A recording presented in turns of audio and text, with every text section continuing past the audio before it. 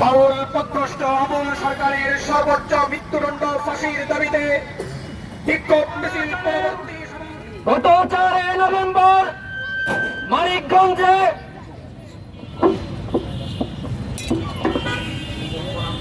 বিএনপির এক সমাবেশে, যাদেরকে আমি বলি বাংলাদেশ মাতাল মাতাল পার্টি,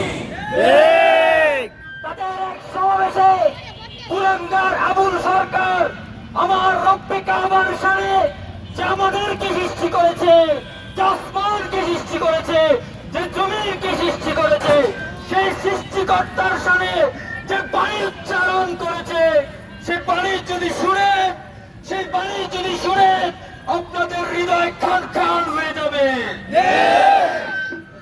এমন কুলাঙ্গার মন্তব্য করেছে যে বাণী শুনলে আমাদের রক্ত টকবগিয়ে ওঠে।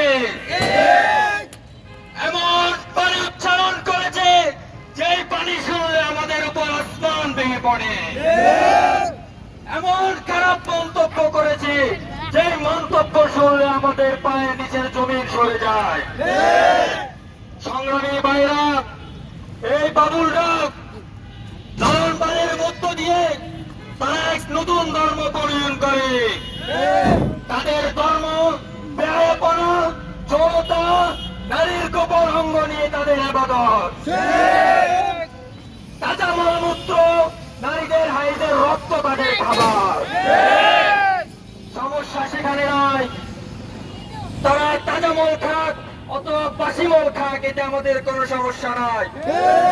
বিভক্তিবাদে যখন তাদেরকে মুসলিম সাজিয়ে সরল মানা মুসলমানদেরকে বিভ্রান্তি করা হয়, বিভক্তিবাদে যখন বাউল সংস্কৃতিকে বাংলার সংস্কৃতি বলে চালিয়ে দেওয়া হয়, বিভক্তিবাদে যখন আমার দেশের পাঠ্যসূচিতে বাউলদের গান ঢুকিয়ে কোমলমতি শিশুদেরকে নিকৃষ্ট জোনাসার শিক্ষা দেওয়া হয়,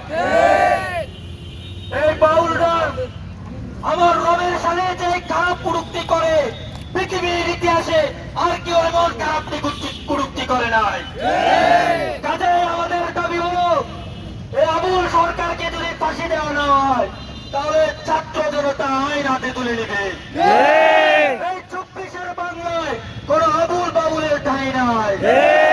কেউ যদি লালনবাদকে বাংলাদেশে প্রতিষ্ঠা করতে চায় তাদের বিরুদ্ধে আমরা আবার লড়াই করবো।